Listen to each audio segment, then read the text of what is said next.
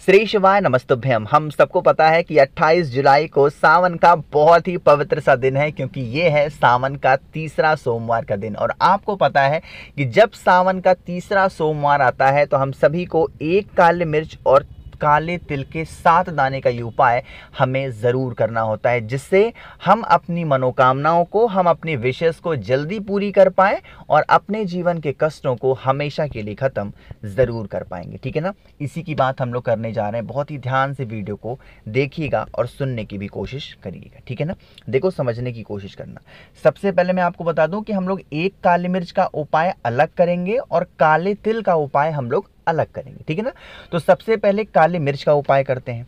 अब काली मिर्च का ये उपाय हम कैसे करने वाले हैं, जैसे मान लीजिए कि आपके घर परिवार में अगर किसी को भी किसी भी प्रकार का रोग है, चाहे वो कैसा भी रोग हो, परेशानियां हो, बीमारियां हो, वो रोग खत्म नहीं हो पा रहा है, तो आप इस उपाय को करेंगे, ज़रूर करेंगे। देखो, मैंने इस पहला ही उपाय रोग बीमारी का इसलिए लिया ना, क्योंकि मेरे हिसाब से इस पृथ्वी का वो व्यक्ति सबसे धनी व्यक्ति है, सबसे संपन्न व्यक्ति होता है जिस व्यक्ति के घर में रोग बीमारी ना हो। ठीक है ना, तो क्या करना, एक काली मिर्च लेना, बहुत ज़्यादा नहीं। काली मिर्च के साथ में आपको ज़रूरत पड़ने वाली है इस प्रकार से, किसकी, बेलपत्र की। तो बेलपत्र मात्र एक लीजिएगा और काली मिर्च भी एक लीजिएगा। पहुंच जाइएगा महादेव के शिवलिंग के पास में। आपको एक बात पता होनी चाहिए कि जब हम रोग बीमारी का उपाय करते हैं तो 2 चीज़ें कॉमन होती हैं। वो 2 चीज़ें कौन सी हैं? सबसे पहली चीज़ कॉमन होती है और वो होती है गंगा जल। हम सभी को क्या करना चाहिए, गंगा जल लेना चाहिए। और दूसरी जो चीज़ कॉमन होती है, वो कॉमन चीज़ होती है कुंदकेश्वर महादेव का नाम। किसका नाम? कुंदकेश्वर महादेव। अब सबसे पहला काम करना है, इस उपाय में हमें जल पहले चढ़ाना है। क्या करना है? जल पहले। और मैंने आपको बताया है कि जल में क्या डालना है, गंगा जल डालना है। तो सबसे पहला काम करना है, आप लोगों को 1 लोटा जल महादेव के शिवलिंग के ऊपर चढ़ा देना, सबसे पहले का। दूसरा काम, जो आपको मैंने बेलपत्र दिखाई ना, जब बीमारी खत्म ही ना होती हो तो हम प्रार्थना किससे करते हैं, कुंदकेश्वर महादेव का नाम लेके, लेकिन उसमें विनती रहती है माता अशोक सुंदरी की। तो जो सॉरी, तो जो आपके पास में, एक मिनट, तो जो आपके पास में बेलपत्र है ना, उस बेलपत्र को समर्पित कर देना माता अशोक सुंदरी के स्थान पे। और जो एक काली मिर्च है, उस काली मिर्च को बेलपत्र के ऊपर आपको समर्पित करना है। उस व्यक्ति का नाम और गोत्र बोल के, जो भी व्यक्ति आपके घर में काफ़ी दिनों से बीमार है और उसकी बीमारियां ठीक नहीं हो पा रही हैं। ठीक है ना, इतना बात क्लियर हो गया मेरा। अब सुनिएगा, जब आप सारे उपाय कंप्लीट कर लेंगे तो जो एक काली मिर्च आपने चढ़ाई थी, मात्र उस एक काली मिर्च को महादेव के शिवलिंग के ऊपर से औषधि मांग के उठाना, उसे कूट लेना है, उसे पीस लेना है, उसका पाउडर बना लो। और पाउडर बनाने के बाद में आपके घर का कोई भी इंसान बीमार हो तो थोड़ा सा 1 चुटकी किसी भी चीज़ में, दाल सब्जी कुछ भी हो ना, उसमें मिक्स करके खिला देना कुंदकेश्वर महादेव के नाम से। तो अगर उसको वो दवा सूट नहीं कर पा रही होगी कोई ना, तो दवा उसको सूट करेगी। दूसरा, अभी गुरुजी की कथा सीहोर में चल रही है। अगर आप लोगों ने कथा में सुना होगा, गुरुजी ने एक बार नहीं 100 बार बोला है कि आप कोई भी मेडिसिन खाते हो, कोई भी दवा खाते हो, आपको वो दवा किसके नाम से खानी है, कुंदकेश्वर महादेव के नाम से आप लोगों को उस दवा को खाना चाहिए। ठीक है ना, चलो आगे बढ़ते हैं। अब इस वीडियो के हम लोग अपने दूसरे उपाय की तरफ, जो कि हम सभी को किससे करना है, चावल के दाने के साथ में करना है। ठीक है ना, समझने की कोशिश करते हैं इस उपाय के बेनिफिट क्या हैं।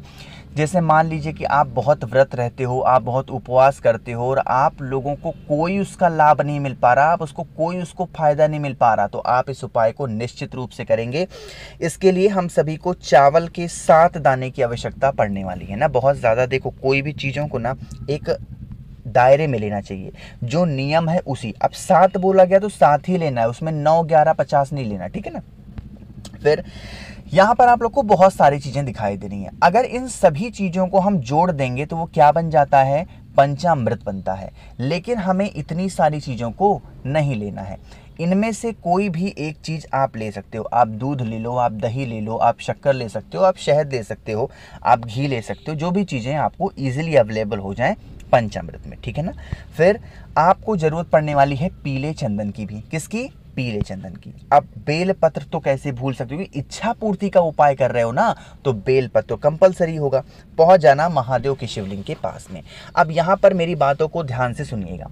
आपने जो भी चीज़ें लिया है पंचामृत में से, चाहे वो जो भी चीज़ें लिया हो, उस चीज़ों को सबसे पहला काम क्या करना है, आप लोगों को माता के हस्त कमल पे लेपन करना है।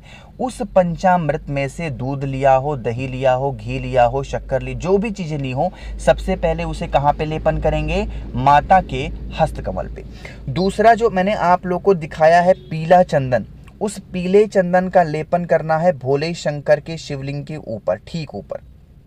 ठीक, यहां पर लेपन करने के बाद में जो बेलपत्र मैंने आपको दिखाई है, 3 ऐसे स्थान होते हैं जो महादेव को बहुत प्रिय हैं। कौन कौन से? सबसे पहला स्थान होता है माता अशोक सुंदरी का, दूसरा स्थान होता है माता का हस्तकमल, और फिर जो बेलपत्र है उसे महादेव के शिवलिंग के ऊपर जिस स्थान पर पीला चंदन आपने चढ़ाया था, लगाया था, उस स्थान पर अगर आप बेलपत्र को समर्पित कर देते हैं तो इससे आपकी फैमिली में, चाहे वो कोई भी ऐसा इंसान हो, चाहे वो आप हो, आपके परिवार का कोई सदस्य हो, जिसकी मनोकामना अधूरी रह जा रही है, वो तो पूरी जरूर होगी। इतना सब कुछ करने के बाद में हम जल चढ़ाना नहीं भूल सकते हैं, तो श्री शिवाय नमस्तुभ्यम का जप करते हुए जल आपको जरूर चढ़ाना है। ठीक है ना। चलो, यहाँ पर हम लोगों ने अपने 2 उपाय की बातें कर ली हैं। आगे बढ़ते हैं इस वीडियो के तीसरे उपाय की तरफ। और ये जो तीसरा उपाय हम लोग करने वाले हैं, ये उपाय आप किसी के लिए भी कर सकते हो। कोई भी ऐसा इंसान है जो कष्ट में है, जैसे किसी घर में धन की कमी हो रही है, व्यापार नहीं चल रहा है, नौकरी नहीं मिल पा रही है, कोई किसी की इज्जत नहीं कर रहा है, घर में सब कुछ पूरा तहस नहस है ना घर में, तो आप इस उपाय को निश्चित रूप से करेंगे। लेकिन उससे पहले एक छोटा सा काम और करना है, जल्दी से कर दीजिए वीडियो को लाइक। जिसने अभी तक चैनल को सब्सक्राइब नहीं किया, मेरी आवाज़ आप पहली बार सुन रहे हो, चैनल को ज़रूर सब्सक्राइब करेंगे। ठीक है ना। देखो, यहाँ पर हम सभी को मात्र 2 चीज़ों की ज़रूरत पड़ने वाली है। वो 2 चीज़ें कौन सी हैं? स्क्रीन पे आपको बेलपत्र दिखाई दे रहा है, जो कि महादेव का प्रिय चीज़ होता है। ये तो बातें आपको पता होंगी। तो एक बेलपत्र ले लो। दूसरे नंबर पे जो महादेव को और प्रिय है वो होता है क्या? दूर्वा। और दूर्वा हमें हरी वाली लेनी है। कितनी दूर्वा? 5 दूर्वा आपको लेनी है। इतनी बातें क्लियर हैं क्या? अब बेलपत्र जो मैंने आपको दिखाया ना, इस बेलपत्र के बड़े वाले पत्ते पे सुनिएगा ध्यान से, 1 मिनट। हाँ, बेलपत्र का जो बड़ा वाला पत्ता है ना, इस पर लाल चंदन का लेपन करना खूब अच्छे से, जैसे लगा रहा हूं ना मैं, ऐसे लाल चंदन लगाना। और जो आपके पास में दूर्वा है, 5 दूर्वा, उस 5 दूर्वा को इस लाल चंदन पे चिपका देना। परिवार कष्ट कहाँ पे है? हमारी फैमिली में तो कष्ट है, परिवार में ही तो कष्ट है। तो आपने पूरे घर में घूम लेना, जितने भी रूम्स हों, कमरे हों, उन सभी कमरों में एक बार आप घूम लेना। और घूमने के बाद में आप इस बेलपत्र को उठाना, महादेव के शिवलिंग के ऊपर जो भी आपके जीवन के कष्ट हों, परेशानियां हों, तकलीफ़ें हों, जो ख़त्म होने का नाम ही नहीं ले पा रही हैं, उनका स्मरण करते हुए अगर आप महादेव के शिवलिंग के ऊपर, यहाँ पर हमें महादेव का एक अलग सा नाम लेना है, और वो है अवधूत रूप। कौन सा रूप? अवधूतेश्वर महादेव का ध्यान करते हुए अगर आप चढ़ा देते हैं, तो इससे आपकी फैमिली में, परिवार में किसी भी रूप से कैसा भी कष्ट होगा, परेशानियां होंगी, तो वो समस्या खत्म जरूर हो जाएगी। ठीक है ना। करिएगा ज़रूर। आगे बढ़ते हैं इस वीडियो के सबसे आखिरी उपाय की तरफ। और यह उपाय हम लोग करेंगे अपने घर के किसी भी रूप से, कैसे भी कोई भी परेशानियां चल रही हों, नज़र, टोने, टोटके, हाय, कोई भी है ना, तो आप इस उपाय को करेंगे। इसके लिए आप लोगों को एक तांबे का लोटा लेना है, उसके अंदर जल भरना है। ठीक है ना। जल के अंदर यहाँ पर 2 चीज़ें मानी गई हैं, या तो आप इत्र डाल दो या तो बेल पत्र डाल दो। दोनों नहीं डालना है, या तो घर में इत्र मिल जाए, पहली प्रायोरिटी इत्र को है। तो अगर इत्र मिल जा रहा है तो कलश के अंदर इत्र डाल दो, और अगर इत्र नहीं मिल रहा है तो आप क्या करोगे बताओ? आप बेल पत्र डालेंगे। फिर नज़र, टोने, टोटके हटाना कहाँ से है? हमें अपने घर से। तो आपको इस कलश को लेके अपने पूरे घर में एक बार घूम लेना है, और घूमने के बाद में महादेव के शिवलिंग के पास आना होगा, और यहाँ पर उस जल को सीधा, कहीं और नहीं कि यहाँ चढ़ा दिया ना, कहीं नहीं, सीधा महादेव के शिवलिंग के ऊपर एक नाम ध्यान रखिएगा। वो नाम होता है चंपेश्वर महादेव। दोबारा बोल रहा हूँ उस नाम को। कौन सा नाम है?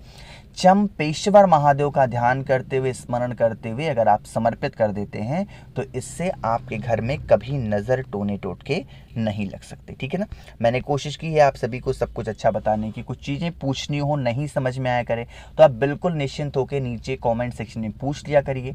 मेरे जितने भी भाई बहन आवाज़ आज मेरी पहली बार सुन रहे हैं, चैनल को ज़रूर सब्सक्राइब करना और वीडियो को तो लाइक सभी को करना है। श्री शिवाय, नमस्तुभ्यम।